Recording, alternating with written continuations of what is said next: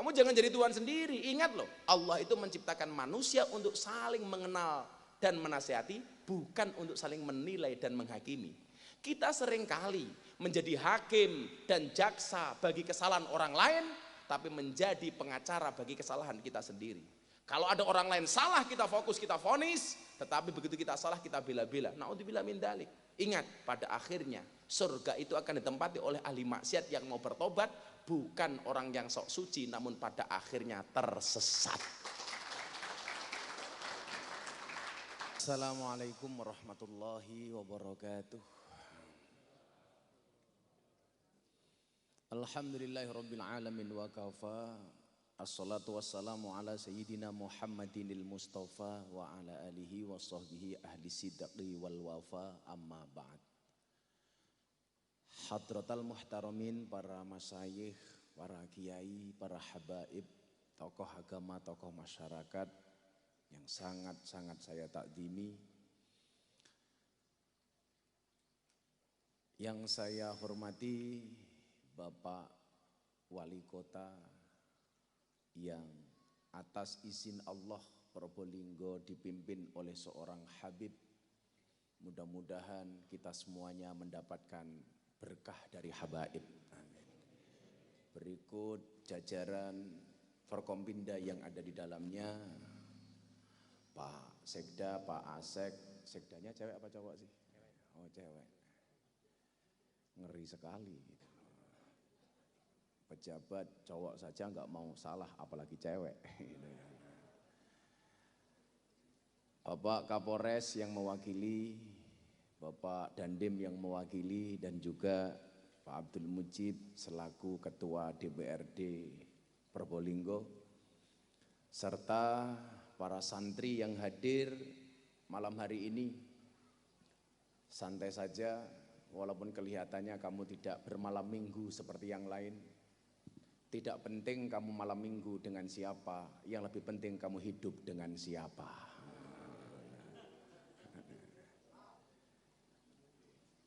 Walaupun jomblo, ingat, saya sering mengatakan akan datang satu saat kamu akan dipertemukan dengan orang yang tepat, yang kedatangannya untuk menetap bukan karena nafsu sesaat.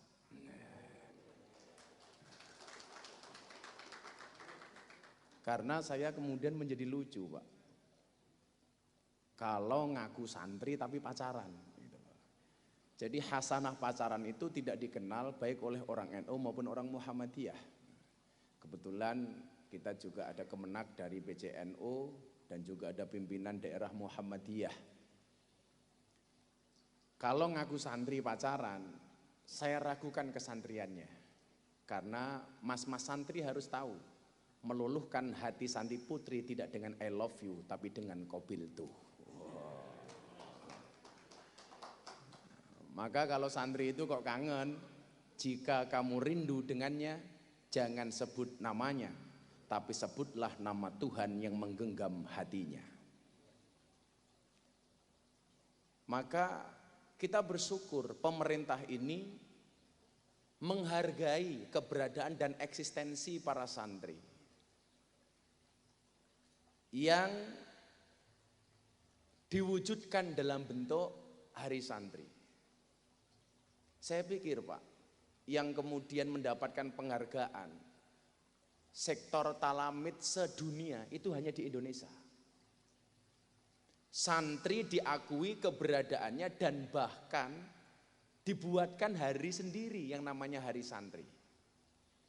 Maka kalau hari ini masih ada orang yang mengatakan pemerintah ini tidak menghargai para ulama dan para santri, saya pikir dia perlu ngaca. Karena orang nyindir sama orang nyisir itu sama-sama harus bercermin, sama-sama harus ngaca. Dari awal dulu saya tidak sepakat dengan istilah kriminalisasi ulama.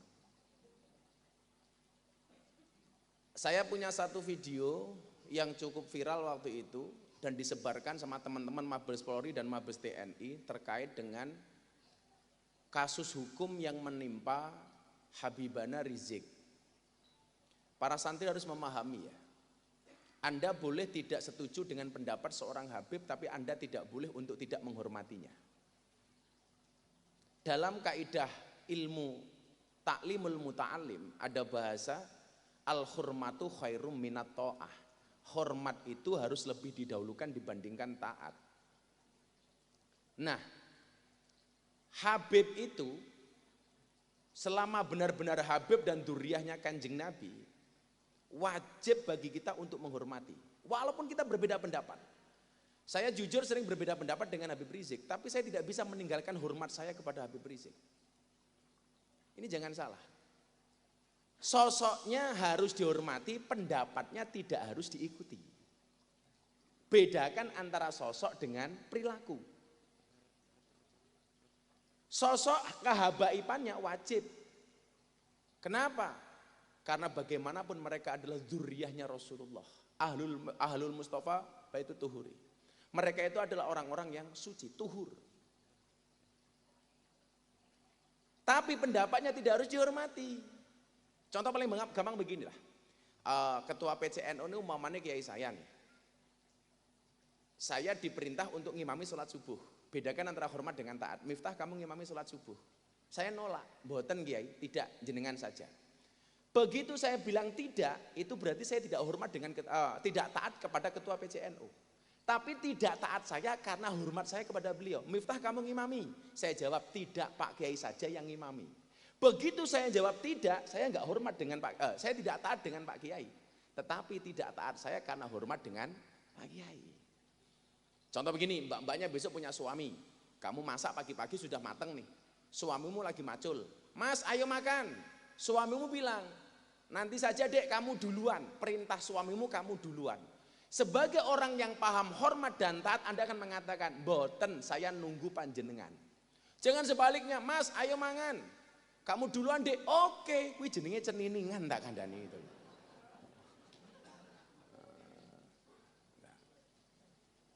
Maka kalau kemudian ada proses hukum terhadap ulama, itu mohon maaf, kalau memang ulamanya berbuat kriminalitas, kemudian ada proses hukum, itu namanya bukan kriminalisasi, tetapi proses hukum terhadap ulama yang kriminal. Lah sosoknya ini bisa siapa? Ya bisa ulama, bisa kiai, bisa ustadz, bisa habaib, bisa santri, bisa ketua DPR, bisa siapapun. Selama dia melanggar hukum, ada proses hukum, itu namanya bukan kriminalisasi. Tapi apa? Proses hukum. Kriminalisasi ulama itu kalau pengajian ngundang kiai pulang tidak diamplopi. Lah itu kriminalisasi. Itu melanggar KUHP pasal 378 penipuan. Gitu loh. Dikasih kok Gus, tapi isinya cuma sedikit, pasalnya beda, 352, perbuatan tidak menyenangkan. Berapa? Oh, 335, perbuatan tidak menyenangkan.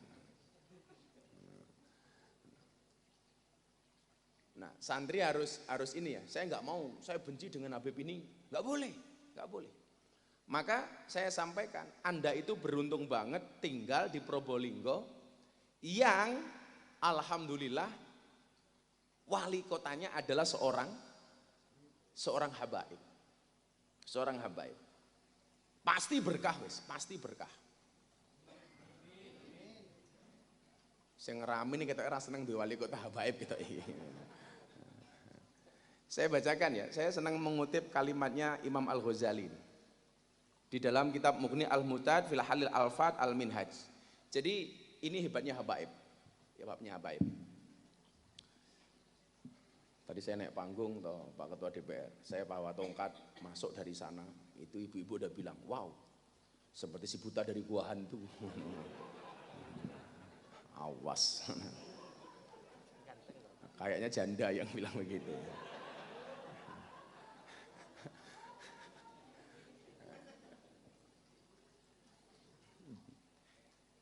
Imam Al-Ghazali di dalam kitab Mughni Al-Muhtaj, beliau mengatakan begini. Sarafun nasabi min salasi jihatin. Kemuliaan nasab itu bisa ditinjau dari 3 sisi. Dari 3 sisi. Kalau ada yang bertanya, kok Gus sering pakai tongkat? Saya itu pakai tongkat karena ijazah dari Habib Lutfi. Gitu. Karena kalau dilihat nabi-nabi itu kan rata-rata menggunakan tongkat. Nabi Ibrahim, Nabi Musa, Nabi Isa, bahkan Nabi Muhammad itu menggunakan tongkat. Maka bisa jadi tongkat itu menjadi sunnah. Gitu. Dan ini juga faktor keamanan Pak Ketua DPR. Jadi macam-macam giebuk cangkeme nggo iki lak ya lumayan. Siap duluan. Ini saya kemarin pengajian di Karimun Jawa, ada muhibin, bah tak kasih tongkat. Ini diminta Pak Ganjar nggak boleh. Katanya untuk Gus Miftah bukan untuk Pak Ganjar. Nah, kalau pakai kacamata ini asbabul wurudnya adalah karena saya sering pengajian di klub malam dan di lokalisasi dan tempat prostitusi. Kenapa pakai kacamata hitam? Bukan untuk menjaga pandangan, Anda salah. Tapi supaya kalau ngelirik cewek tidak kelihatan gitu. Kan samar gitu. Jadi kelihatannya mandang ke sana padahal matanya ngelirik ke kiri kan gitu. Kalau kayak sampean ora. Masih muda Pak, biasa lah. Ya kalau lihat kayak gitu nggak mau ya nggak normal kan. Saya ditanya di Belanda, saya itu kebetulan sering diundang di luar negeri Pak. Saya kayak besok tanggal 20 Desember itu harus berangkat ke Amerika untuk menghadiri undangan dari komunitas Katolik yang ada di Amerika. Itu efek gara-gara kemarin saya ceramah di gereja yang super viral, saya dibully habis-habisan itu. Miftah kafir, ya gampang lah, syahadat lagi. Repot. Lah orang kafir 70 tahun baca syahadat aja kebakar kekafirannya. Kita tiap malam tahlilan kok dibilang kafir, ada-ada saja. Kemarin muncul lagi Ustadz Wahabi yang mengatakan apa? Masuk Borobudur dan Prambanan hukumnya musyrik. Cangkeme, cangkeme gitu. Jadi, kita idolanya kurang aduh itu. Yang pertama al-intiha ila syajarati Rasulullah sallallahu alaihi wasallam fala yu'adilahu syai'un. Ini yang paling ampuh. Jadi nasab yang pertama adalah nasab yang sampai kepada Rasulullah Muhammad sallallahu alaihi wasallam. Maka tidak dapat dan tidak ada satupun yang bisa menandinginya. Jadi nasab yang paling ampuh. Bos gak bisa ditandingi. Tapi kok kadang-kadang kita melihat habaib kok kelakuannya gimana Gus? Aja mau delok kelakuannya. Kelakuannya jangan kamu ikuti, tetapi kehabaibannya harus kamu hormati. Santri harus seperti itu. Maka saya bilang begini, kalau orang NU diajarkan untuk menghormati santri, sama halnya Anda mengajarkan kepada bebek untuk berenang. Habib itu datang ke Indonesia sing nampani pertama kali ya orang-orang NU. Sekarang orang baru kenal Habib sok-sokan ngajari NU. Ini kuanen. Orang belum kenal Habaib, kita orang-orang NU sudah sangat menghormati Habaib. Maka saya ketika sowan ke guru saya kita semuanya, Habib Lutfi, ora kenal, kudu menghormati.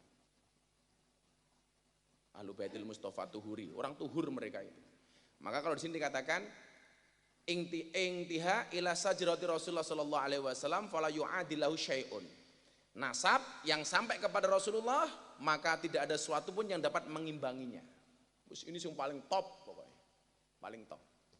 Kemudian yang kedua, kalau potensi kayak saya, kayak Pak Mujib, kayak jenengan ini sudah enggak punya potensi untuk menjadi habaib.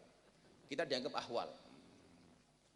Ya, lah wajah bisa menyerupai lah, tapi kalau garis darah nggak mungkin. Makanya kalau ada cewek syarifah itu dinikah sama ahwal pasti nggak mau Pak. Karena garis nasabnya langsung hilang. Tapi kalau Habib nikah dengan ahwal, nikah dengan orang Probolinggo asli, tetap garis kehabaibannya terjaga. Tapi kalau ada cewek dinikah sama ahwal, walaupun ganteng kayak saya itu nggak mau mereka itu. Apalagi nggak ganteng kayak jenengan.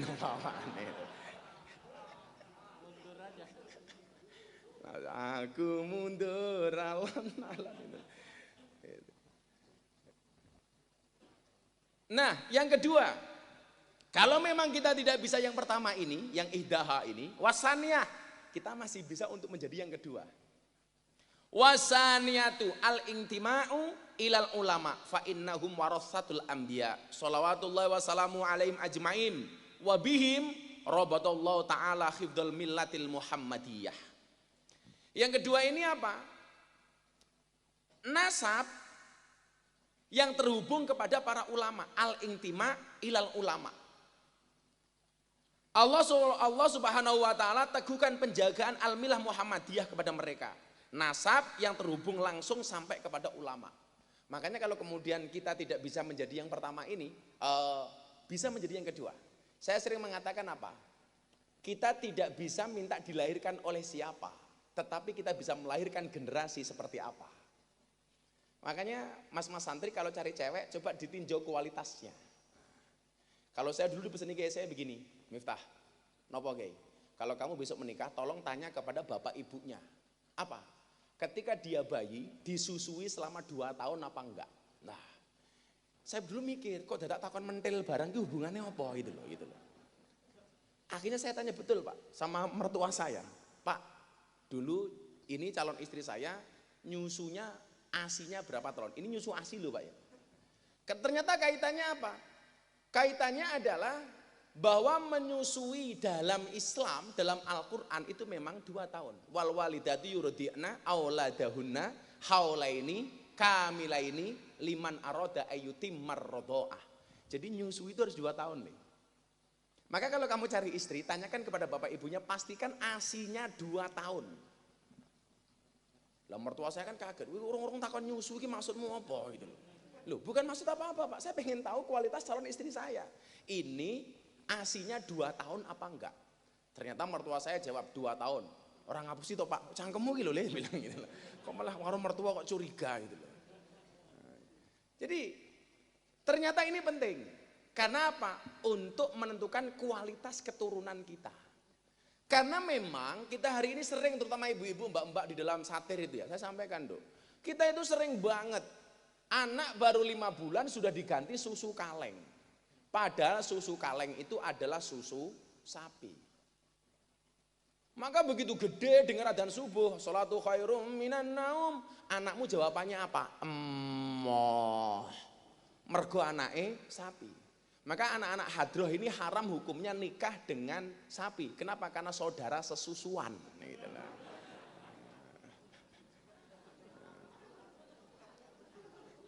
Makanya kalau dilihat kan Imam Al-Ghazali ketika dia, Imam Syafi'i Pak, itu kan orangnya cerdas banget. Ketika ngaji kepada Imam Malik, dites kitab Al-Muwatta, kitabnya Imam Malik, ternyata sudah hafal. Kan Imam Malik itu mensyaratkan kepada santri-santrinya sebelum ngaji dengan Imam Malik itu harus bisa baca kitabnya Imam Malik. Jadi sudah harus khatam dulu. Ternyata Imam Syafi'i sudah hafal Pak dengan kitabnya Al-Muwatta. Dan Imam Syafi'i itu luar biasa. Kalau ngaji yang kiri dibuka yang kanan ditutup. Ketika ditanya oleh Imam Malik, kenapa kalau kamu ngaji kok yang kiri dibuka yang kanan ditutup? Apa jawaban Imam Syafi'i? Mohon maaf Kiai, kalau dua-duanya saya buka saya langsung hafal. Itu Imam Syafi'i. Lah ibunya Imam Syafi'i kan siapa? Imam Malik kan kemudian penasaran, ini rahasianya apa? Kok orang secerdas ini? Akhirnya sowan kepada ibunya Imam Syafi'i, dan ibunya Imam Syafi'i kemudian mengatakan rahasianya cuma ada 2. Yang pertama, saya susui ASI eksklusif selama 2 tahun. Tuh.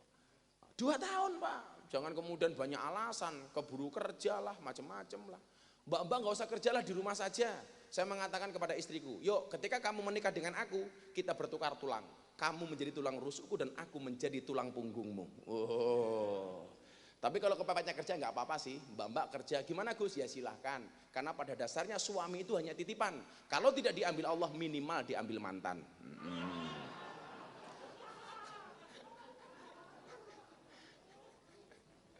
Hati-hati. Kalau saya istri nggak saya izinkan untuk bekerja. Karena saya baca hadis, Rasulullah itu membagi Sayyidina Ali untuk urusan luar, kemudian Siti Fatimah untuk urusan dalam. Nah, maka saya nggak izinkan istri saya bekerja. Tapi kalau ada ibu bekerja ya silahkan lah. Jadi jangan sampai gara-gara Anda bekerja sebagai wanita karir itu menelantarkan ASI anak-anaknya. Maka kalau bapak-bapak lihat podcast saya terakhir dengan Mas Deddy Corbuzier, itu saya tanya sama Deddy begini, bro coba you jawab. Al jannatu tahta aqdamil ummahat. Surga itu terletak di bawah kaki ibu. Pertanyaan saya, itu dalilnya anak apa dalilnya ibu? Coba mbak-mbak dijawab yang di balik tirai itu. Di balik tirai. Aku tahu kok walaupun kamu tidak bisa memandang wajahku, tapi hatimu ada aku. Iya.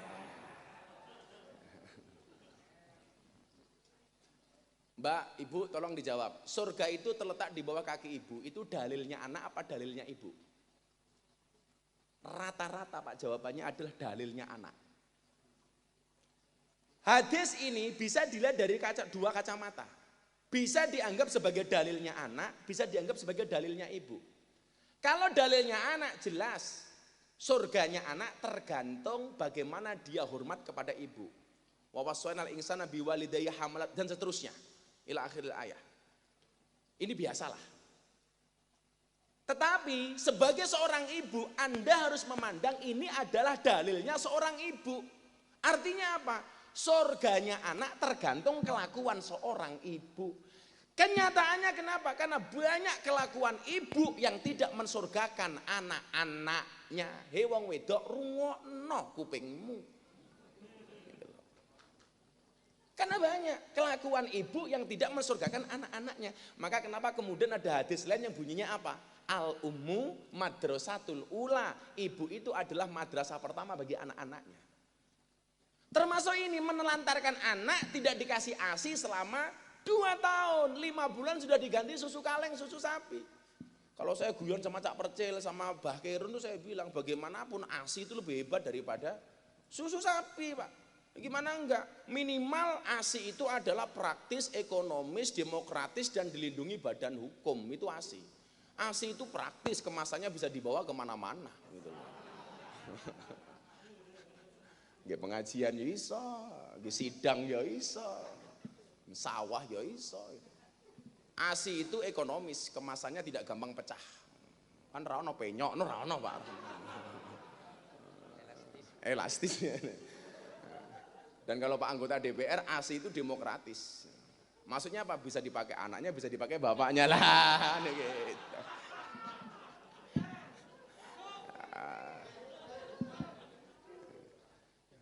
Dan yang paling jelas ASI itu dilindungi badan hukum. Badan hukum, BH, badan hukum gitu.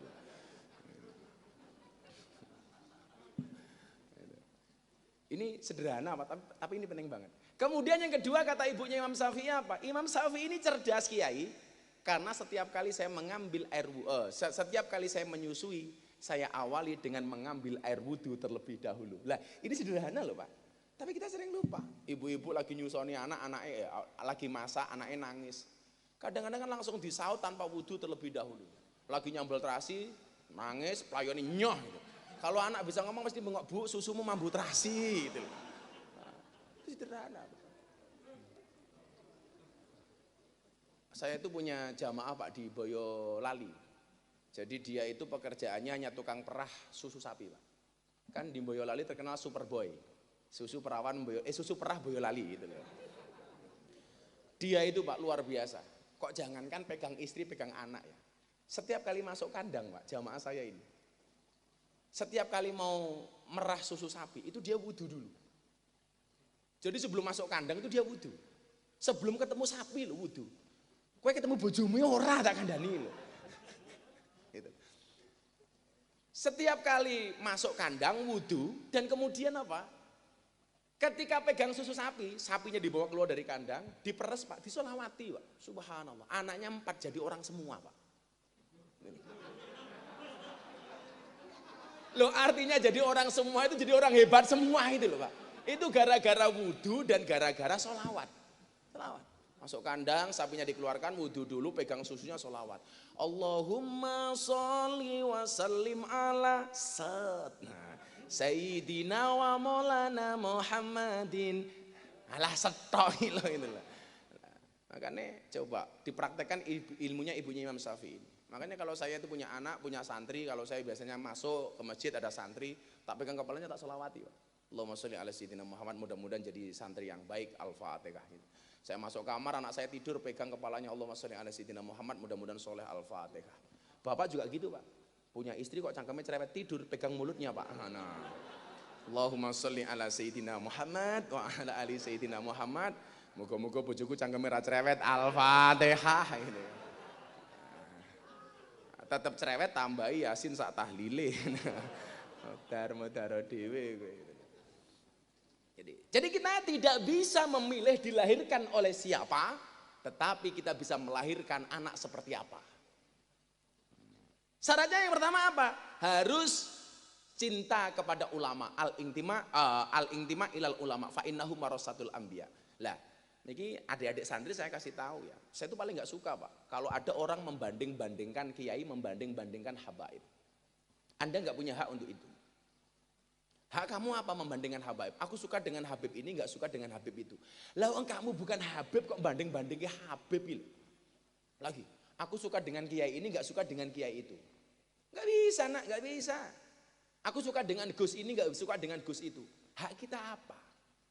Kalau kemudian dikatakan al ulama alladzina hum warasatul anbiya, you harus tahu.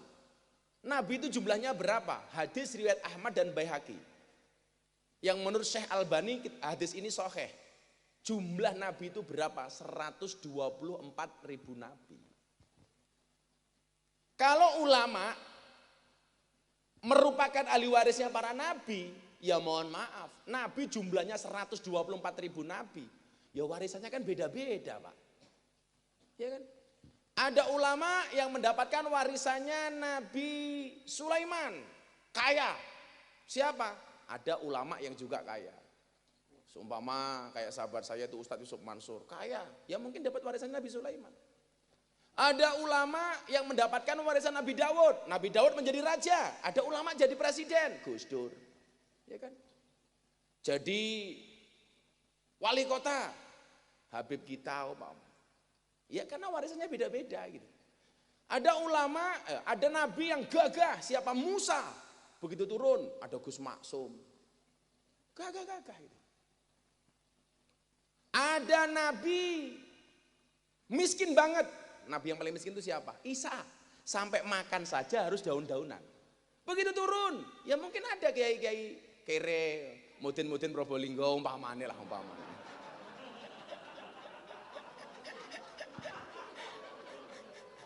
Lah ini tugasnya kesra harusnya gitu loh.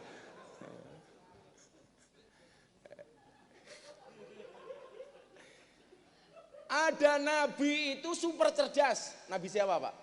Nabi Khidir alaihissalam itu cerdasnya minta ampun. Begitu turun, ya ada ulama-ulama cerdas seperti Pak Kiai Said, Gus Baha. Itu dewe-dewe gitu loh. Jangan kemudian digebiahu ya. Beda-beda. Maka kalau kita hari ini mendapatkan orang cerdas, kayak Kiai Said, Gus Yahya, kemudian Gus Baha, Gus Koyum, itu mungkin dapat warisannya Nabi Khidir. Cerdas-cerdas. Ada nabi ganteng Yusuf, begitu turun ada ustadz ganteng Gus Miftah umpaman dia, ya terima kasih. Ya beda-beda lah gitu.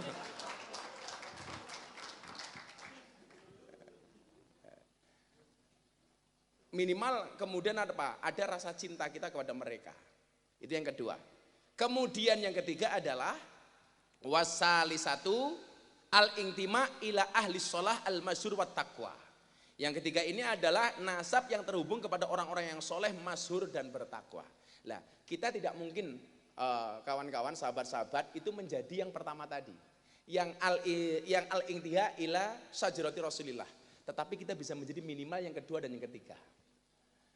Maka kemudian kualitas diri kita ini sebagai santri harus diperbaiki. Anda sebagai calon seorang ibu untuk anak-anakmu harus diperbaiki. Bagaimana caranya? Yuk kita belajar apa yang disampaikan oleh Ibnu Athaillah As-Sakandari di dalam kitab Hikam. Saya itu ngefans banget dengan Ibnu Athaillah. Sampai anak saya juga namanya Athaillah. Mufti Athaillah Shahibul Adqiya Maulana Habibur Rahman. Kenapa? Terlalu panjang. Kamu nggak ikut urun kok cerewet gitu. Mau juga anak-anakku dewe kok gitu. Karena Habibur Rahman itu identitas fam. Jadi semua anak saya namanya Habibur Rahman di belakangnya. Miftah Maulana Habibur Rahman. Anak saya Mufti Athaillah Shahibul Adqiya Maulana Habibur Rahman. Yang kedua Mufti Nabil Ulayya Mekka Maulana Habibur Rahman. Terus maka saya bilang kemarin ketemu para habaib, wong Arab karo wong Jawa ki Bib. Kenapa Gus? Lebih hebat orang Jawa. Lah kenapa Gus? Buktinya banyak orang Jawa yang namanya Arab, enggak ada orang Arab yang namanya Jawa. Wong Jawa namanya Miftah, Jawa jenenge Mujib, Jawa jenenge Muhammad, Jawa jenenge Ahmad. Tapi enggak ada orang Arab namanya Bejo, itu enggak ada. Habib, manismuk, ismi Habib Bejo, enggak ada. Enggak ada. Tapi ini kritik sosial ya, kritik budaya. Hari ini tanggal 21 Oktober kemarin Pak, di Riyadh itu diadakan konser dengan manggil Pitbull, DJ dan penyanyi terbesar di Amerika. Itu di kota Riyadh. Dan yang hadir berapa Pak? 250.000. yang hari ini saya posting di IG saya. Saya bilang, ini sekarang peradabannya lucu. Orang Indonesia soal budaya itu kiblatnya ke Arab. Orang Arab sekarang kiblatnya ke Amerika, Pak. Mereka hari ini lagi gandrung dengan penyanyi-penyanyi barat, lagi gandrung dengan jedak-jeduk DJ dan lain sebagainya. Saya bilang kami sudah bosan, kamu baru mulai nakalmu telat, akan Dani gitu loh. Nakalmu telat. Saya itu udah gaul dengan anak klub malam, Pak, sudah 20 tahun. Sejak saya usia baru 19 tahun. Saya masuk ke lokalisasi itu dari tahun 2000, sekarang 2021. Berarti saya membersamai para WTS sudah 21 tahun. Saya ngaji di klub malam itu sejak tahun 2007 sampai sekarang 2021. Sudah 15 tahun saya ngaji di anak-anak klub malam. Dan itu pengajian paling menyenangkan sedunia. Ngajinya berpahala, matanya bervitamin. Kalau orang bilang sia-sia nggak ada hasilnya, saya apa bilang. Saya banyak wartawan kan, Pak. Termasuk dari luar negeri datang itu, ditanya, Mbak tolong, ini jangan hanya dari Gus Miftah, versi kalian. Sebenarnya apa sih keuntungan kalian ngaji dengan Gus Miftah? Ada Mbak WTS itu angkat tangan, Pak. Saya mau ngomong. Oh, ya masih STNK lah, setengah tuan yang kenceng. Inilah. Ya kan bentuknya macam-macam, Pak. Ada juga yang saya itu ada WTS usianya 50 tahun, Pak. Ya Allah, itu apa tamunya ramati, tak bilang gitu. Kan dia bisa keracunan, Pak, itu loh. Susu kadaluarsa kan itu loh. Lah sudah umur segitu masih jadi WTS, Pak, itu. Saya bilang Anda itu udah 50 tahun kok jadi WTS itu kenapa toh? Lah gimana saya bisanya kerjanya cuma ini ya, Gus. Terus bayarnya berapa? Ya lumayan lah 25.000. Hah? 25.000? Yang pakai siapa? Ya ada lah, Gus. Dan saya sabar untuk ngopeni mereka. Jadi mbak-mbaknya katakan begini, gara-gara cerita inilah kemudian cerita saya ngaji di klub malam dan di lokalisasi mau diangkat jadi film layar lebar, Pak. Dan saya udah minta izin kepada PBNU, nggak apa-apa Gus, bagus gitu loh. Jadi begini, saya mau ngomong nih karena mbak-mbak PSK. Silakan Mbak. Apa? Kalau orang bilang pengajian Gus Miftah di lokalisasi nggak ada manfaatnya, saya bersumpah ada. Saya tanya manfaatnya apa menurut kamu? Kok kamu masih kerja di sini? Kan manfaat tidak harus saya keluar dari sini, Gus. Oh ya oke, masuk, tak bilangnya. Apa manfaatnya? Jadi kemarin saya cerita, saya ada tamu, booking saya, harga deal saya masuk kamar. Begitu masuk kamar saya mulai melayani tamu, dengar adzan subuh. Allahu Akbar, Allahu Akbar. Saya bilang sama tamu saya, Om pending dulu ya. Tamunya tanya, kenapa Mbak? Lagi adzan subuh. Apa urusannya dengan adzan subuh? Enggak enak Om, saya jamaahnya Gus Miftah. Wah itu kan. Keren kan itu. Dan ternyata tidak berhenti sampai di situ, Mas. Selesai adzan, ganti tamunya ngomong, Mbak nggak usah dilanjutkan, Anda saya bayar, nggak jadi saya pakai. Kenapa nggak jadi Om? Udah Mbak saya bayar nggak jadi pakai, nggak jadi saya pakai. Kenapa? Aku juga jamaahnya Gus Miftah itu.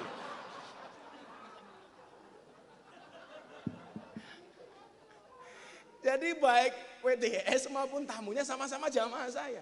Dan akhirnya apa yang terjadi? Bisa menghentikan maksiat, Pak. Saya bilang nggak ada manfaatnya. Saya pengajian dari Bekasi pindah ke Cikarang, lewat Kalimalang di Jakarta. Ternyata di situ banyak mbak-mbak lokalisasi yang buka di lapak-lapak pinggir sungai, Pak, pinggir kali. Saya buka jendela, ternyata mereka lihat saya, Gus, mampir, gitu. Saya mampir, Pak. Saya ambil duit di tas saya bagi uang semuanya tak kasih 200.000. Ada berapa orang di sini? Ada sekitar 100 orang, Gus. Tak kasih semuanya 200.000 tapi syaratnya satu. Apa Gus? Malam hari ini berhenti beraktivitas. Kalian semua tak bayar, aku mau berangkat ngaji, semuanya tak kasih uang, tapi tolong malam ini kalian berhenti. Saya kasih uang semuanya. Selesai saya masuk mobil, Pak. Ini orang-orang sing dereke saya ngaji tanya begini, alah bah mubadir. Toh malam hari ini berhenti, besok juga bekerja lagi. Ini kalimat yang salah menurut saya. Orang berhenti maksiat semalam dibilang mubadir. Orang berhenti maksiat 1 menit saja itu luar biasa, apalagi semalam. Maka yang saya lakukan sebenarnya adalah menumbuhkan rasa malu. Karena saya tahu mereka itu melakukan itu dengan banyak hal latar belakang di belakangnya.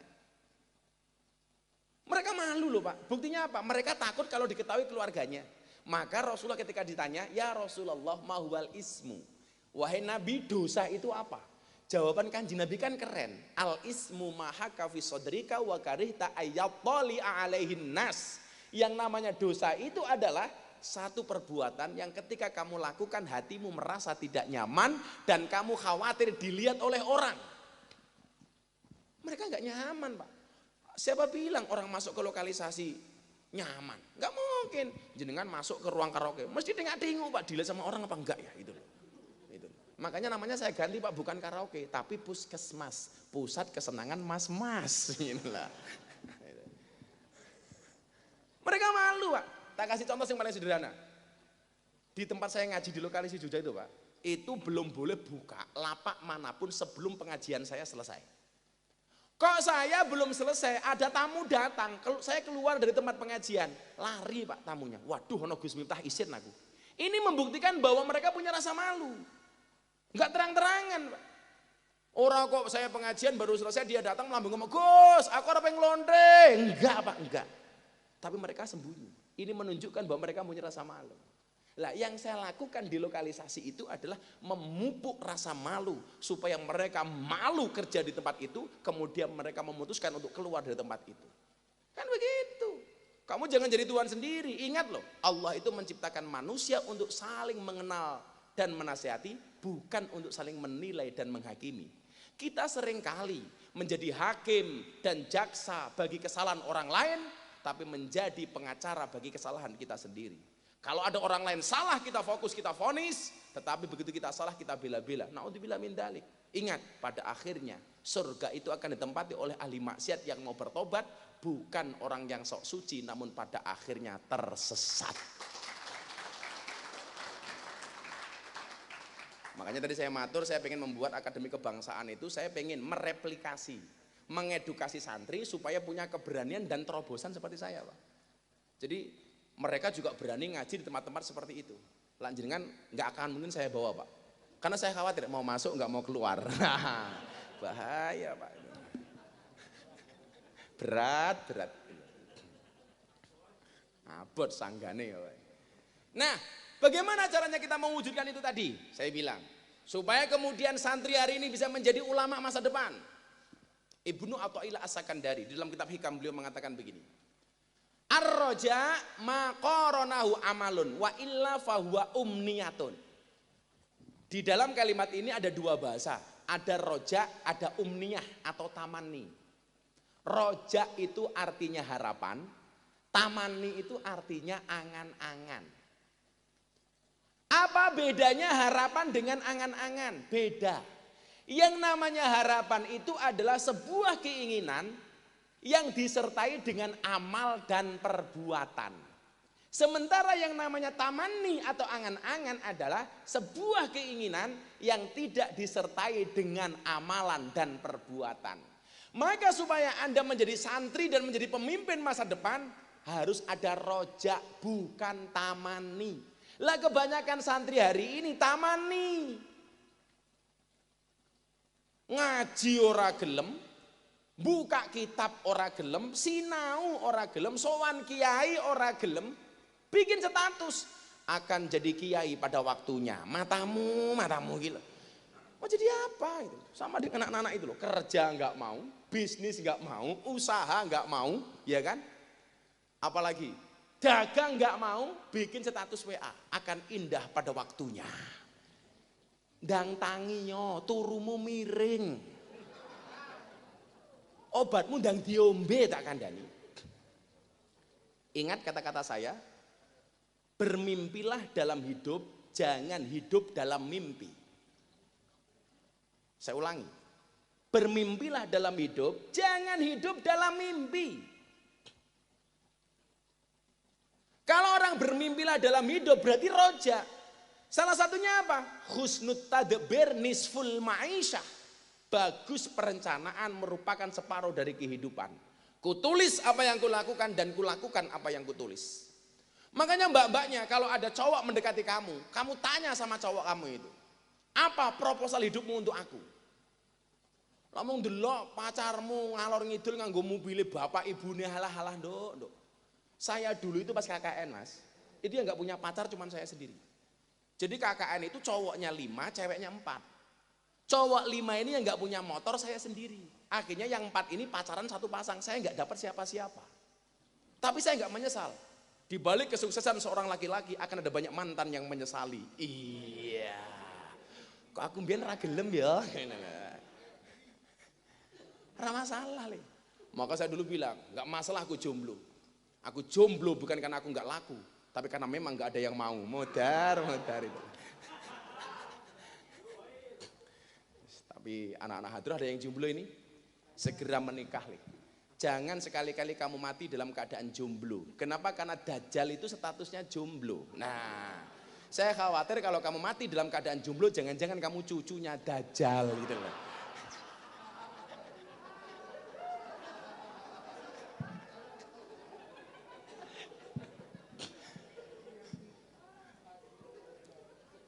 Ar-Rum 21 jelas, wa min ayatihi an khalaqalakum min anfusikum azwajan.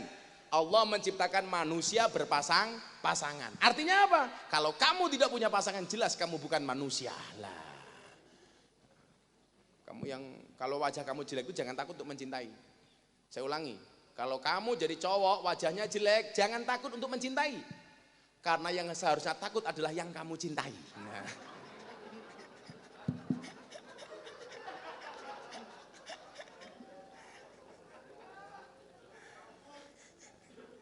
Seneng lamar ngono.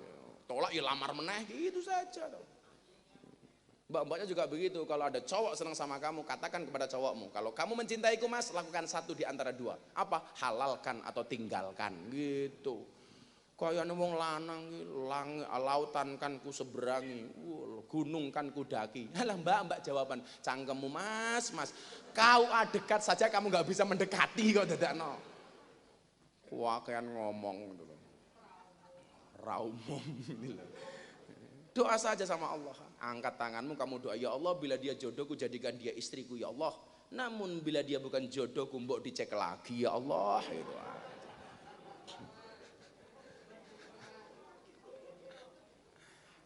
Cara Ibnu Athaillah mengatakan apa nih? Ma tawaqqafa matlabun anta talibu birabbika wa la tayassara matlabun anta talibu binafsika. Tidak akan pernah terhenti sebuah permintaan ketika kamu sandarkan permintaanmu kepada Tuhanmu, dan tidak akan pernah mudah sebuah persoalan, permintaan ketika kamu percaya dengan kemampuanmu. Itu kamu percaya Allah pasti ngasih jodoh sama kamu. Ya Allah bila dia jodohku jadikan dia istriku ya Allah. Namun bila dia bukan jodohku cabut saja nyawa jodohnya ya Allah.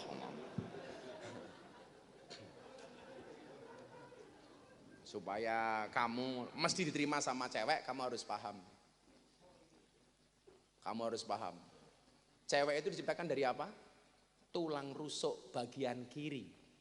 Kenapa cewek tidak diciptakan dari tulang kaki? Supaya tidak diinjak-injak oleh laki-laki. Kenapa perempuan tidak diciptakan dari tulang kepala? Supaya tidak nginjak-nginjak laki-laki. Tapi perempuan diciptakan dari tulang rusuk bagian kiri yang dekat dengan jantung dan hati. Kenapa? Karena pada dasarnya perempuan itu suka disayangi dan dicintai. Kalau Cahadro nggak bisa mencintai, wong kamu seperti pohon pisang kok. Kenapa punya jantung tapi nggak punya hati? Alah lele mesake. Serah umum. Ya selawatan dulu ya. Ditinggal Rafi ya. Selawatan. Ya, saya diiringi. Isora. Sesuk aku ning surga insyaallah yang ngancani teman-teman hadroh. Tapi ya itu ning surga aku kelon karo bidadari awakmu hadrowan tok.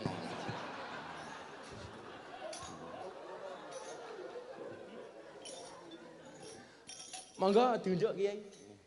Pak polisi monggo agak. Polisi pokoknya gelem ngaji esuk mati ini pas pengajian. Amin. Loh, kan gitu. An-nasu yamutuna ala ma'asu. Manusia itu akan dimatikan sebagaimana kebiasaan dia hidup. Ayo kan? An-nasu yamutuna ala ma'asu. Manusia itu akan dimatikan sebagaimana kebiasaan dia hidup. Wa yub'asuna ala mamatu, dan akan dibangkitkan sebagaimana dia mati. Jadi kalau Pak polisi sergap ngaji ya mati ini pas pengajian. Tapi pinggir dalan tok ya mati ini tabrak truk.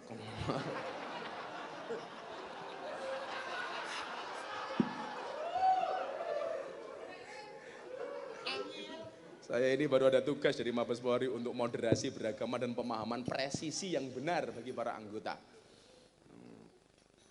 Polisi di Indonesia sekarang alhamdulillah mas, Edukasinya dengan presisinya, promoternya, commander rules yang dibuat masing-masing komandan itu luar biasa.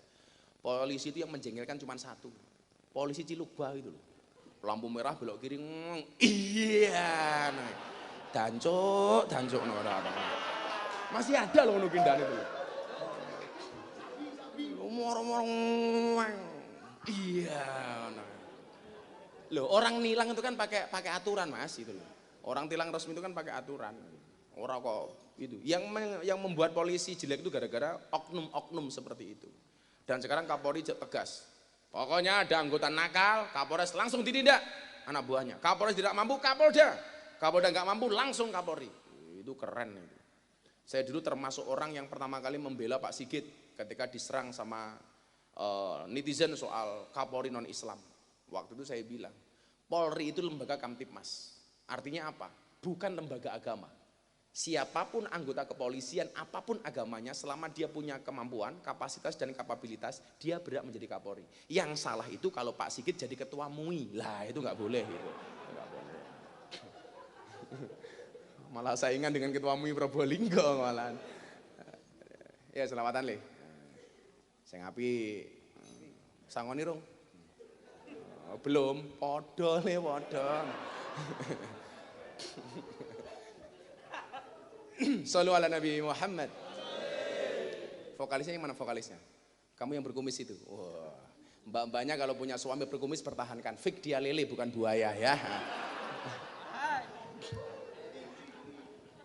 Coba bareng-bareng belajar dulu. Ya Rabbi bil Mustafa baligh maqam. Latihan.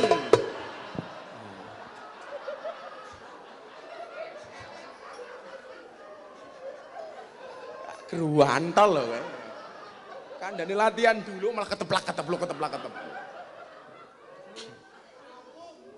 raumum los rarewel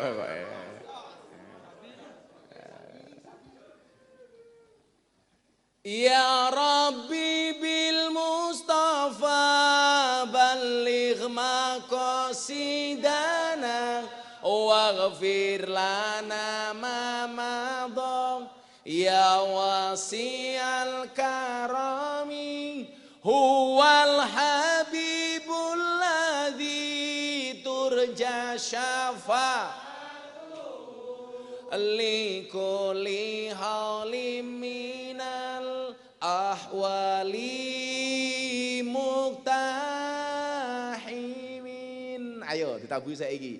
Ya Rabbi bil baligh maqasidana waghfir lana ya wasi'al karami huwal habibul ladzi turja syafa'atuhu li kulli haulin minal ahwali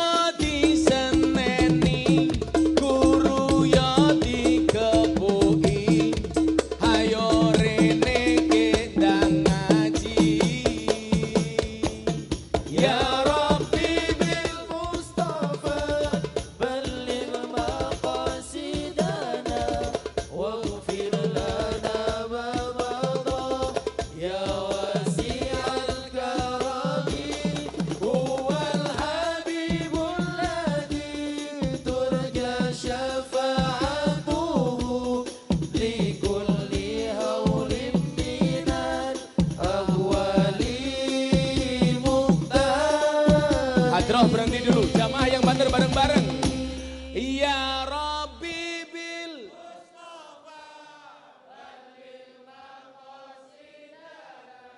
waghfir lana ma madha ya wasi'al huwal habibul ladzi.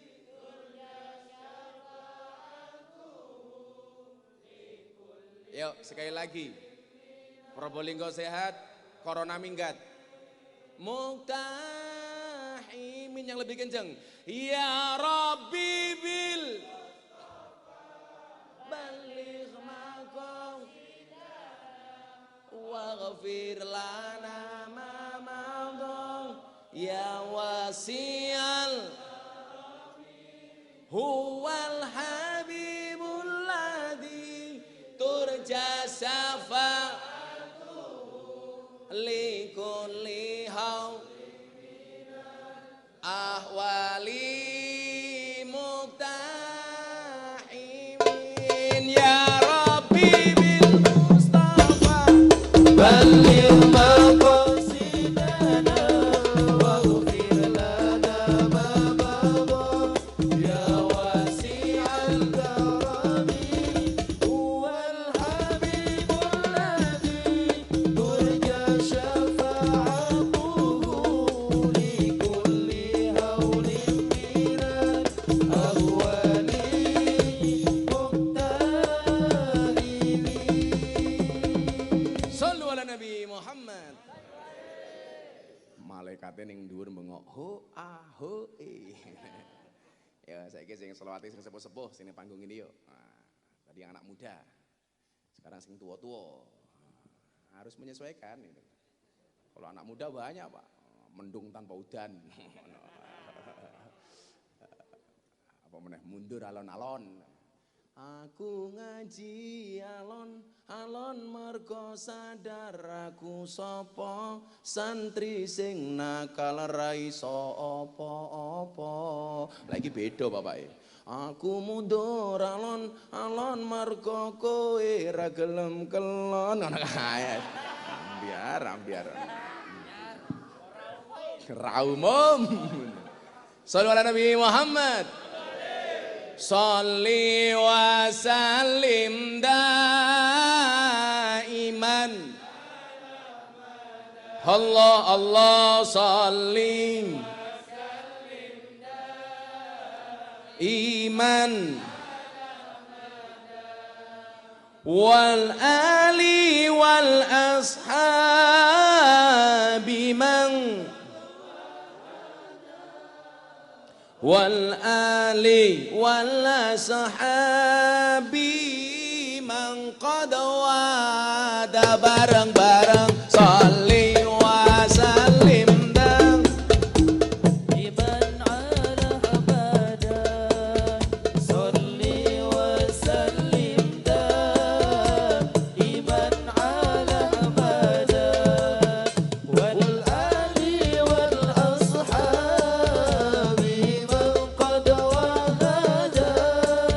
والآل والأصحاب في من قد وهدت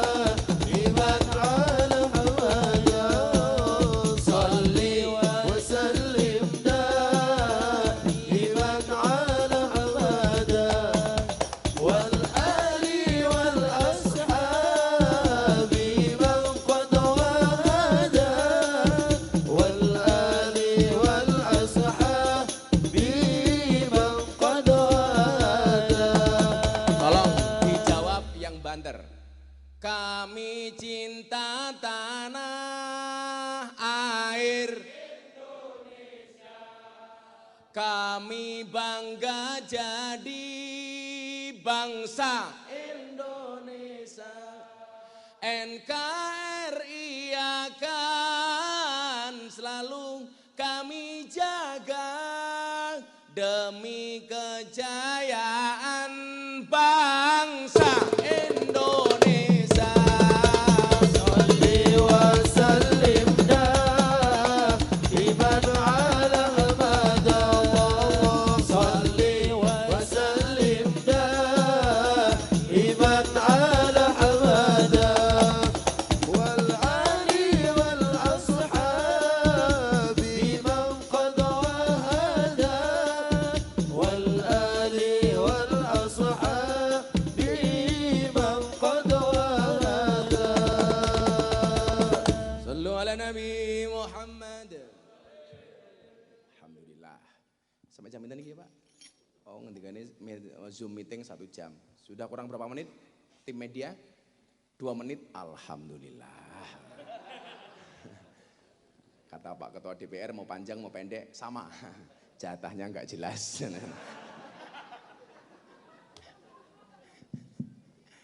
Karena Zoom meeting itu kan terbatas waktu soalnya. Oke. Jadi ada tamani, ada roja. Lah, saya pikir begini, organisasinya apapun lah, termasuk Nahdlatul Ulama. Di sini juga ada PDM Muhammadiyah. Saya itu dulu ketika kuliah Pak, itu tinggal di masjidnya orang Muhammadiyah 4,5 tahun. Tadi mana orang Muhammadiyah tadi? Oh. Halo bro Muhammadiyah. Saya dulu Pak Haji siapa namanya? Masfo. Masfo. Oh, apa itu jenenge? Masfo. Itu saya dulu ngomong Muhammadiyah mati gitu. Loh. Sentimen di Muhammadiyah aku. Saya itu bergaul dengan Cak Nanto, Ketua Pemuda Muhammadiyah dan lain sebagainya. Saya dulu Pak tinggal di Masjid Muhammadiyah itu 4,5 tahun. Maka saya bilang Indonesia itu selama masih ada NU dan Muhammadiyah itu insya Allah Indonesia akan baik. Maka NU dan Muhammadiyah itu seharusnya saling melengkapi, saling mengkompliti, bukan saling menghina dan mencaci maki. Sudah enggak waktunya lagi kita hari ini ngomong soal tahlil perbedaan antara NU dan Muhammadiyah. Perbedaan antara kunut dan tidak kunut. Ya wong NU sira kunutan yono kok itu. Wong imam madzhabnya jelas kok. Tapi kalau di Probolinggo alhamdulillah sudah tidak lagi terjadi perdebatan soal kunut. Kenapa? Karena baik orang NU maupun Muhammadiyah di Probolinggo sudah jarang yang sholat subuh. Itulah ya.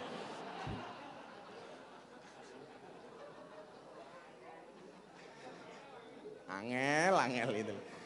Saya dulu kuliah Pak Masfo, karena saya nggak kuat ngekos. Saya tinggal di masjid. Lah di Jogja itu kan Muhammadiyah kuat.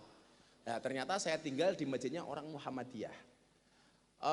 Takmir masjid saya itu dewan apa namanya di Muhammadiyah itu saya tinggal di situ sebagai James Bond, jaga masjid dan kebun. Orang tua saya malah kan orang tua saya NU dekek Pak. Orang tua saya itu kalau ada orang sholat nggak pakai kopiah, ini Muhammadiyah ini mesti gitu. Ternyata masuk ya kopiahan gitu loh. Orang tua saya itu keras banget soal NU dan Muhammadiyah. Makanya bapak saya itu ngerokoknya nggak umum karena merasa orang NU. Saya kasih buku bahaya merokok dibaca sama bapak saya. Begitu baca langsung berhenti membaca. Itu bapak saya itu. Malah bapak saya bilang begini, Muhammadiyah karo NU iki mlebune surga dhisik NU. Lah kenapa Pak? Muhammadiyah itu masuk surganya terakhir. Loh, kenapa? Karena Muhammadiyah mengharamkan rokok. Loh hubungannya apa Pak? Muhammadiyah itu kan mengharamkan rokok karena takut dengan peringatan pemerintah. Rokok itu membunuhmu. Lah percaya dengan peringatan itu. Kalau orang NU tidak mengharamkan rokok karena orang NU percaya yang membunuh itu bukan rokok tapi malaikat Israel. Jadi imannya orang NU lebih kuat daripada Muhammadiyah itu. Itu versi bapak saya itu. Pak Masuk ngerokok enggak Pak Masuk? Oh, enggak, haram Muhammadiyah itu. Kalau orang NU kan pakai ngerokok aja pakai dalil kan. Ni'matul udud ba'da dahar.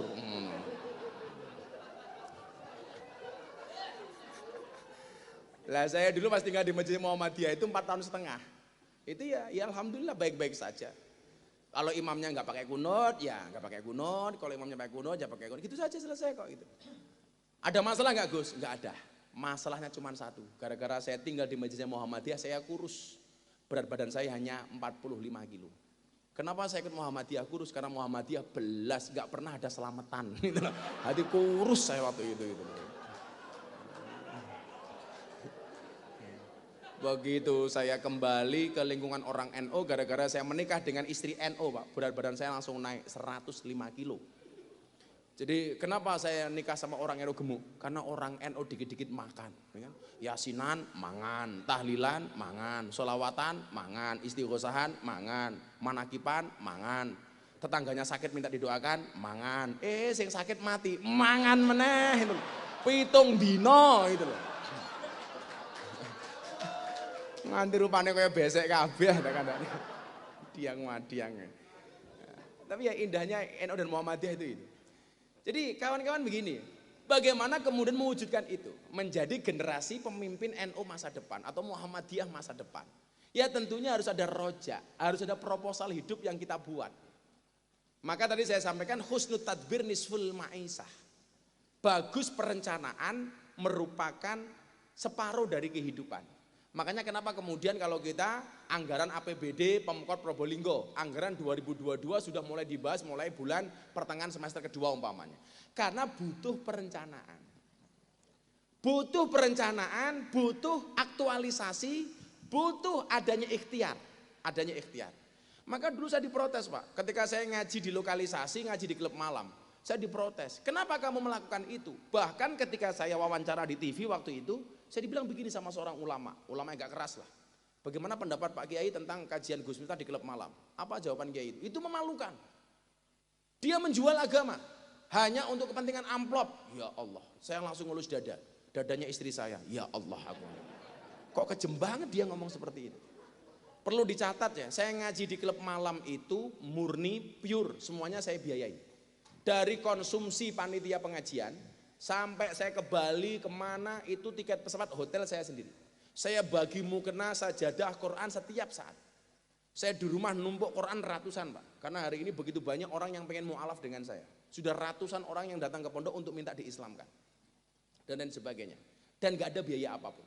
Waktu itu wartawannya tanya sama saya begini, gimana Gus, kajian Anda dianggap memalukan? Jawaban saya apa? Kalau yang saya lakukan kajian di klub malam dianggap memalukan, lebih memalukan mana ketika kita melihat kemaksiatan diam tanpa memberikan solusi apapun kepada mereka. Solusimu apa gitu loh. Ini bagi saya ngaji di sana, saya plan begini, kemudian Allah menurunkan hidayah. Dan ternyata efeknya Anda lihat. Saya setahun yang lalu itu mengislamkan seorang pendeta yang dia telah memurtadkan 80 orang. Wasilahnya apa, Pak? Gara-gara saya diundang di acara sebagai bintang tamu Kick di Metro TV, saya ada 2 orang bintang tamunya, saya dengan dia. Kebetulan saya disuruh cerita tentang kajian saya di klub malam. Selesai acara dia minta nomor HP saya.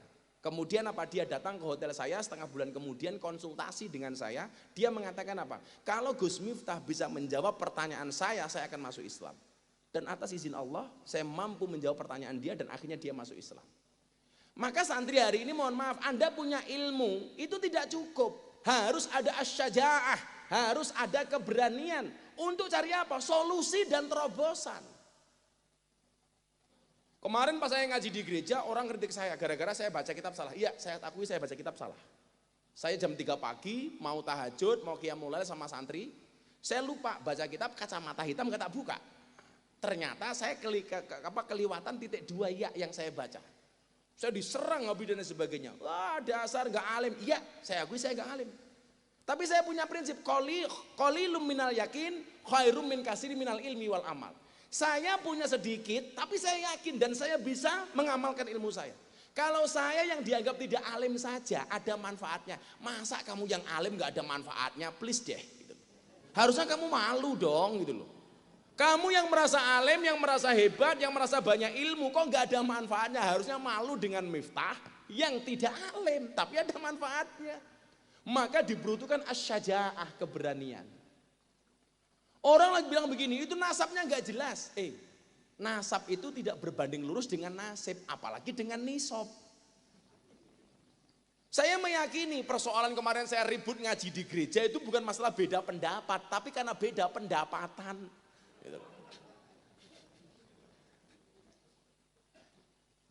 Kalau saya dibilang, alah nasabnya gak jelas.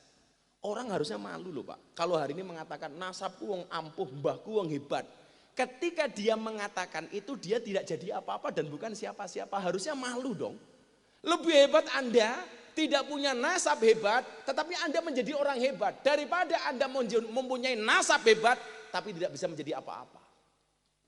Seelek-elekku aku bisa nyebut ke mbahku sampai urutan 15. Saya punya mbah di Ponorogo namanya Mbah Muhammad Besari. Kebetulan saya urutan ke-9, sama dengan istrinya Habib Lutfi, Mamah Salmah. Mbah Muhammad Besari punya bapak namanya Anom Besari, makamnya di Caruban. Anom Besari punya bapak namanya Abdullah Mursad, makamnya di Kediri.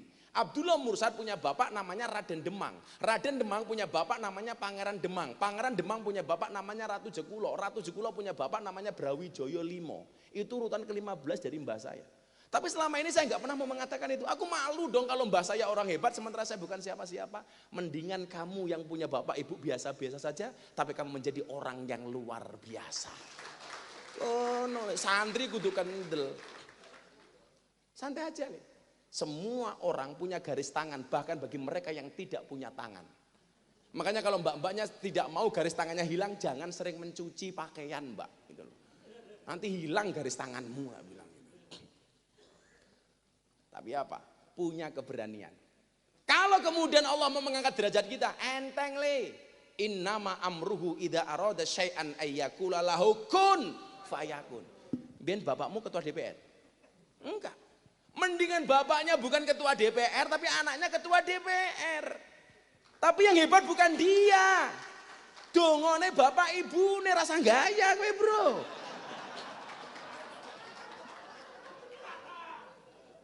Bapaknya yang bukan siapa-siapa bisa melahirkan anak yang luar biasa. Maka secara psikologis beban dia lebih berat. Harus melahirkan anak yang lebih luar biasa daripada dia. Ayo. Kan begitu pemahamannya. Maka kalau kembali soal nasab tadi, itu nggak penting. Nasab itu penting tapi bukan jaminan.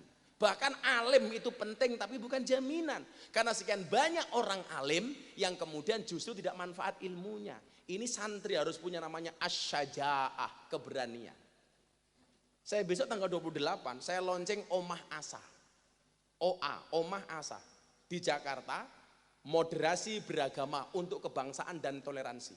Saya buat kajian di situ teman-teman artis supaya membendung paham-paham yang tidak bertanggung jawab. Masih ingat 5V mengharamkan lagu Ya Thaibah. 5V artis yang dulu seksi sekarang hijrah, atas nama hijrah mengharamkan peringatan Maulid Nabi. Dia mempersoalkan kenapa nama Muhammad dipasang di masjid, di rumah sejajar dengan nama Allah. Itu musyrik, seolah-olah Nabi Muhammad sama dengan Allah. Ini namanya jaka sembung bawa golok, nggak nyambung blok. Gitu. Logikanya begini Pak, Presiden Jokowi gambarnya sejajar dengan Kiai Ma'ruf Amin sebagai wakil presiden. Apa kalau gambarnya sama, gambarnya sejajar, itu posisinya sama, kedudukannya sama, yo raiso. Kenapa kemudian kita pasang nama Muhammad sejajar dengan Allah di masjid dan lain sebagainya? Ketika Nabi Adam dicipta oleh Allah dari tanah, lamma khalaqtani, ketika engkau menciptakan aku wahai Tuhan, fanafakhta fihi ruh, dan engkau meniupkan ruh ke dalam jasadku yang dari tanah itu. Wa rafa'tu ra'si, dan aku mengangkat kepalaku. Di surga aku melihat nama Muhammad bersanding dengan namamu. Maka itulah yang jadi alasan kenapa nama Muhammad selalu sejajar dengan nama Allah ketika dipasang di masjid. Karena ketika Nabi Adam dikarukan ruh ke dalam tubuhnya, ke dalam jasadnya, kemudian dia bernyawa, pertama kali dia mendongakkan kepalanya dan dia melihat nama Muhammad tercantum di surga dan berjejer dengan asma Allah Subhanahu wa taala. Kayak ngono artis anyaran kok moro-moro mengharamkan posisi itu, mengharamkan maulid Nabi dan lain sebagainya. Maka disitulah kemudian saya punya alasan untuk bikin kajian sama teman-teman artis. Alhamdulillah ada puluhan artis yang sudah mendaftar. Dari Mas Deddy Corbuzier, Atta Halilintar, Raffi Ahmad, kemudian Rizky Bilar, Lesti, Aura Kasih. Wow. Raumum. Kamu gak tak ajak, kamu gak akan kuat Ferguson, gak akan kuat.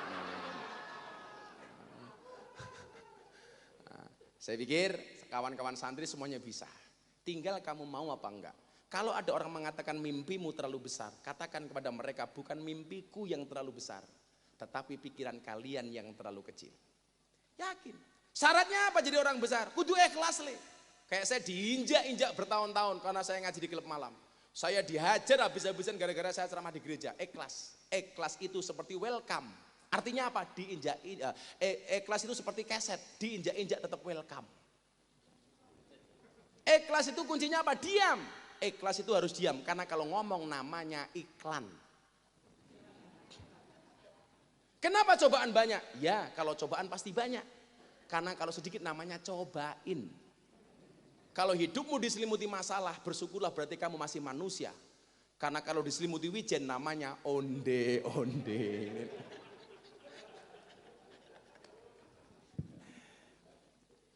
Terima kasih bisa berbagi sharing di sini. Sudah 1 jam, mudah-mudahan bermanfaat dan akan lahir santri-santri yang luar biasa dari kota Probolinggo. Amin Allahumma amin. Yuk terakhir. Hasbi Rabbi Jalallah ma fi qalbi ghairullah Nur Muhammad sallallahu la ilaha illallah hasbi rabbi jalallah ma fi qalbi ghairullah Nur Muhammad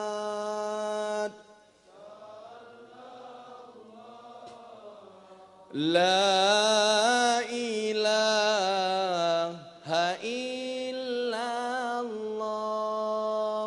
hasbi rabbi jalallah ma fi qalbi ghairullah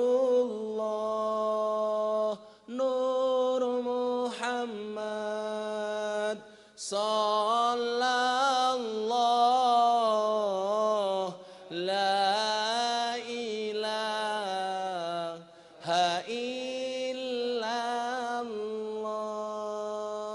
Hadanallahu wa iyyakum ajmain wal afu minkum. Assalamualaikum warahmatullahi wabarakatuh.